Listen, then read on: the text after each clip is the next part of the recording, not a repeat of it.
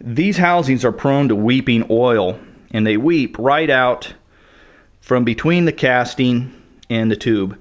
And they all do it. Ford, Chevys, Dodges. It's just a byproduct of how it's assembled. For that reason, a lot of people, myself included, I'm going to put a bead, a fillet weld around this when I'm done. And it's important to note that this is not a structural weld. I don't believe in welding on pumpkins. It's merely a way to seal up the crack and keep oil from getting down in these grooves and then oozing out between the tube and the casting. Obviously, once you pull them out, put new tubes in, you've actually fiddled with and compromised that more so than factory, so your chances of it leaking are actually more after you retube it. This is strictly something to keep it from leaking.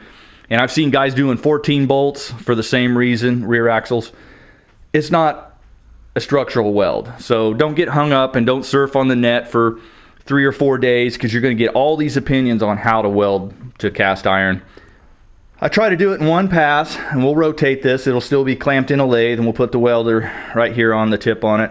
Turn it on, 1 RPM, something like that, half an RPM. And we'll lay that bead. And as soon as we get done, I'm going to wrap this with just normal household fiberglass insulation. I'm going to wrap it, put a piece of safety wire on it, do the other side, wrap it, and then this thing is going to sit for about 4 hours, because believe it or not, that insulation will keep this weld hot the rest of the afternoon. And what that does is it allows this weld, this fillet weld in here, to cool slowly, and it doesn't end up, you know, making these tinking sounds and everything where it's pulling loose, you know. So if it allows to cool slowly, your chances of that weld, you know, being better, work better.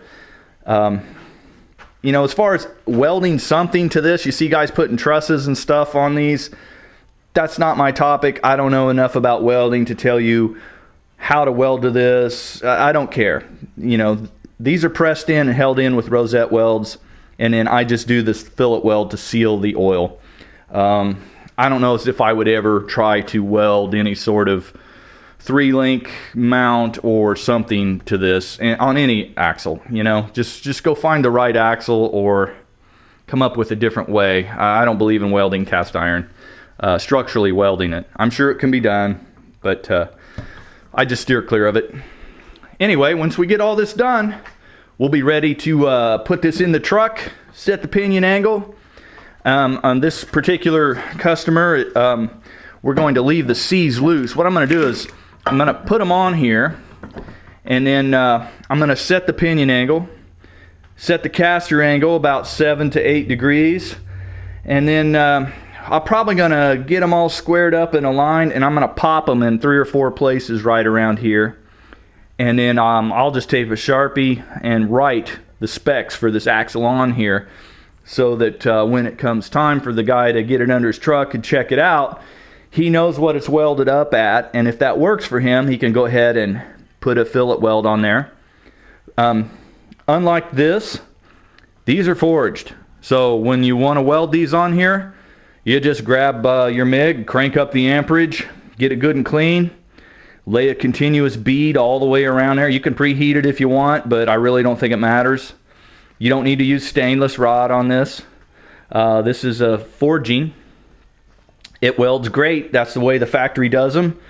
So don't worry about the whole cast, you know, all these crazy techniques for welding. These are forged. Just grab a welder, weld them to the tube. It works perfect. It's a lot of work, and be prepared to sweat. But the ultimate outcome is you got $100 for a used case. You've got about 150 in tubes, and some machine work, a couple hours of machining, and some sweat.